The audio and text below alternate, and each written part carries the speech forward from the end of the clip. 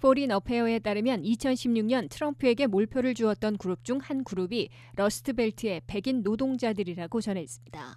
세계화 시대에 공장들이 중국 등 외국으로 나가면서 문을 닫아 일자리를 잃어버린 이들 노동자들은 세계화를 충실히 이행한 민주당에 대한 불만이 심화되고 있었다고 전했습니다.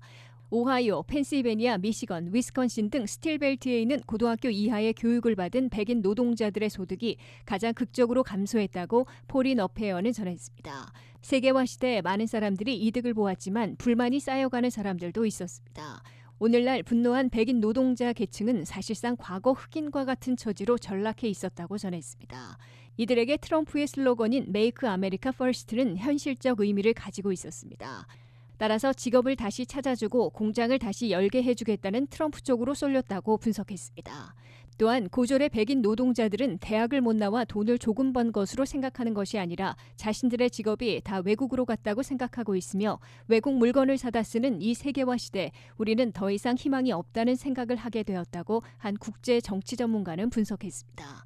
두 번째 열렬 지지자들은 바이블벨트의 복음주의 기독교인인 것으로 조사됐습니다. 지난 2016년에는 3천만 명 정도의 기독교인들이 투표하지 않았는데 이번 선거에서는 이들 복음주의 기독교인들이 투표에 나설 예정이라는 조사가 나왔습니다.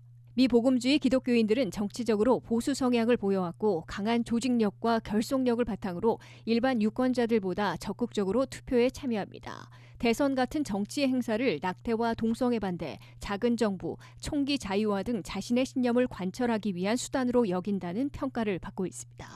특히 백인 복음주의자들은 2016년 대선에서 트럼프 대통령에게 81표라는 몰표를 던져 당선에 큰 역할을 한 것으로 분석됐습니다. 복음주의자들은 켄터키, 엘라베마, 미시시피, 아칸소, 오클라호마, 미주리 등 미 남동부에 주로 거주하는 것으로 분석됐습니다. 이들 복음주의자들은 공화당 주류는 대선 때는 집권을 위해 지지를 호소하면서 막상 백악관 주인이 되면 민주당과 타협하는 사례가 적지 않았지만 트럼프는 달랐다고 여기는 것으로 나타났습니다. 또 다른 지지자들은 공산 정권 사회주의를 탈출해 플로리다에 정착한 쿠박의 미국인들인 것으로 나타났습니다. 마이애미에서 열리는 트럼프 지지 퍼레이드에 라틴계 차량 3만 대가 모습을 드러내기도 했습니다. 마이애미 경찰은 남부 플로리다에 트럼프 캐러밴을 위해 라틴계 반공주의 차량 3만 대 이상이 참여해 고속도로 85m 길이로 길게 늘어섰다고 전했습니다.